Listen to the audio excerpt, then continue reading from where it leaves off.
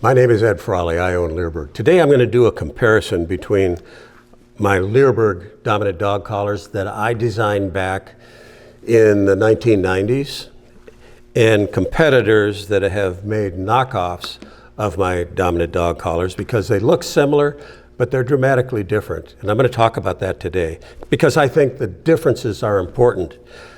The dominant dog collar, I designed it because I used to import selection-tested police dogs from Europe, and we would do some training here at Leerburg, and then we would move them on to vendors that would finish the training and sell them to police departments. What I found in the 80s and 90s was people in Europe that sell selection-tested dogs are people that have dogs they got as 8-week-old puppies and never established any rules with them, and these are working dogs that grew up to find out, oh, no rules? Okay, this is my house and they're going to do what I want them to do and they're going to leave me alone when I want to be left alone. So they had a bunch of bad habits. And I would get these dogs in that were nasty.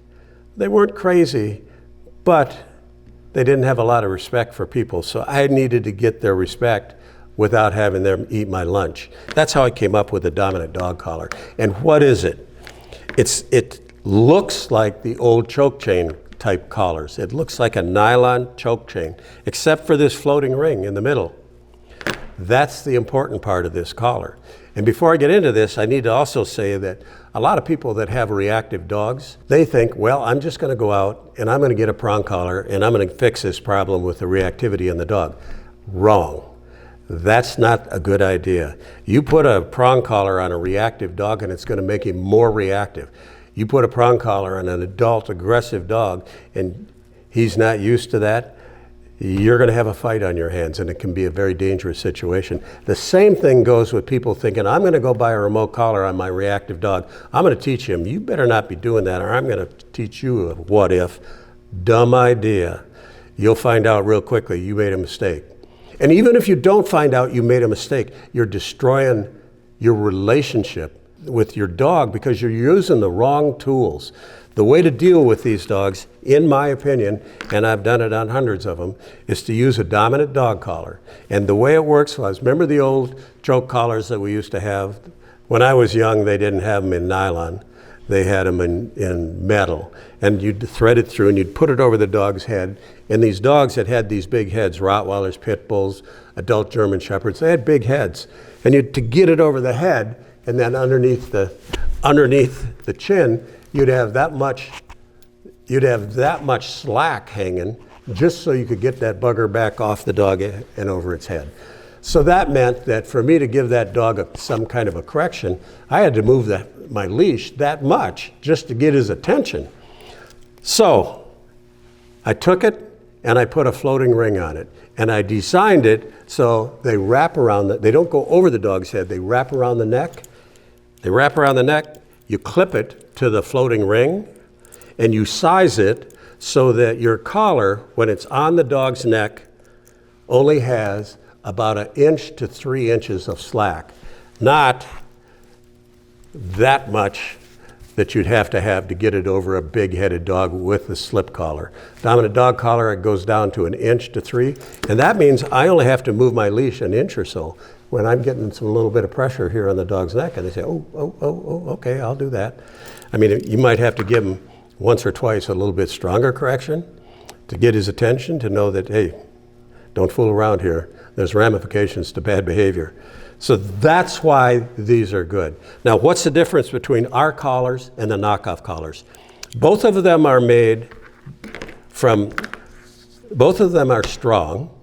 They're made from synthetic material. The difference is that ours is made from polypropylene material. Theirs are almost all made from nylon. There's a dramatic difference between polypropylene and nylon. The first is nylon's got stretch. It's got at least 20% stretch depending upon how long your collar is that goes around your dog's neck. 20% can be this much, it can be that much. Who needs a bungee cord for a leash when you're trying to give a correction? Not me, it don't work like that. Polypropylene has no stretch on it at all.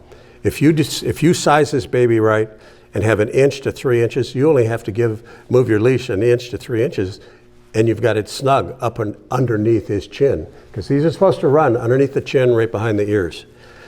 Second thing is, both of these collars, if you put polypropylene and nylon in water, will sink. Both of them will sink.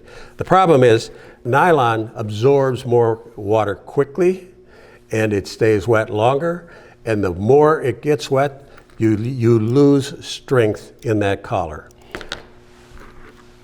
Polypropylene sinks quick, but it sheds water quick, and it dries out quicker. It's important. And then lastly, nylon. Nylon is affected by heat much worse than polypropylene.